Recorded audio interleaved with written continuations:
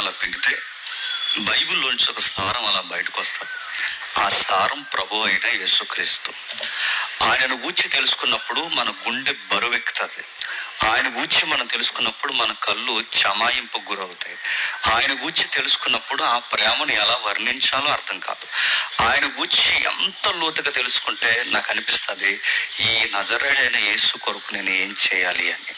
ఆయన గూర్చి నేను ఎంత తెలుసుకుని నాకు అనిపిస్తుంది, నేను ఏమివ్వాలి, నా ధనము, నా టాలెంట్స్, నా నాలెడ్జ్, నా టైం, నేను ఏమిచ్చి ఈయన ప్రేమను నేను ఎక్స్పోజ్ చేయగలనన్న ఆ ఉత్రుత లేదా ఆ ఉద్యమం నన్ను రేపుతుంటుంది.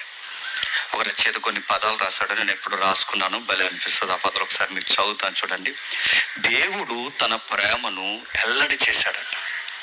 దేవుడు తన ప్రేమను ఎల్లడి చేశాడు. ఎలా ఎల్లడి చేశాడంటే అది మాటలలో వర్ణించలేనిది, అది చేతలలో చూపించలేనిది, అది నేత్రాలకు చూస్తే కనబడినది, అది జ్ఞానమునకు అంటే లౌకికమైన జ్ఞానమునకు దొరకనిది, అది ఇరిగి నలిగిన హృదయాన్ని అత్తుకునే ప్రేమ, అది ఒక్క మాటలో చెప్పాలి అంటే నీ తల్లిదండ్రుల కన్నా గొప్ప ప్రేమ, అది ఇంకా చెప్పాలి అంటే వాడబారని ప్రేమ, కన్న బిడ్డల కలల్లో కరిగిపోయే ప్రేమ లాంటి ప్రేమ, కానీ ఒక విచిత్రమైన ప్రేమ.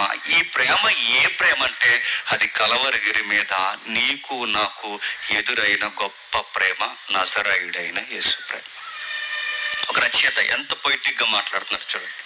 ఆయన మాట్లాడుతున్న మాటలు చూస్తున్నప్పుడు ఈ భూమి భరించలేనంత ప్రేమ, ఈ భూమి మీద ఎప్పటికీ చూడలేనంత ప్రేమ, కలవరగిరి మీద కేకేసిన ప్రేమ, చావు కేకలేస్తూ పిలిచిన ప్రేమ, ఆ ప్రేమను గురించి వర్ణన ఎక్కడుందని అడిగితే ఒక కావ్య పుస్తకంలో ఉంది. ఆ పుస్తకం పేరు బైబిల్.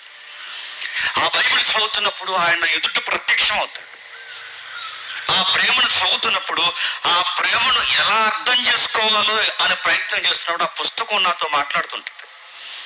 ఒకటి కాదు, రెండు కాదు, ఎన్నో విషయాలు మాట్లాడతారు. అయితే ఆ పుస్తకాన్ని అలా చదువుతున్నప్పుడు ఎందుకో విచిత్రంగా అనిపిస్తుంది, అంత ప్రేమించిన దేవుణ్ణి మనకు ప్రేమించడం చేత కాలేదు. ఇంత చూపించిన ప్రేమను చూపించిన దేవుడిని మనకు ప్రేమించడం చేత కాలేదంటే బాగా వినండి, ప్రేమిస్తున్న వారిని మనకు ప్రేమించడం చేతగానితనం మనకు అతి పెద్ద లోపం. గుర్తుపెట్టుకోండి. ఆయన చాలా ప్రేమిస్తున్నాడు అంటే ఆయన ప్రేమను అర్థం చేసుకోవడానికి బదులు ఆయన చంపేశాం మనం. ఏం చేస్తాం?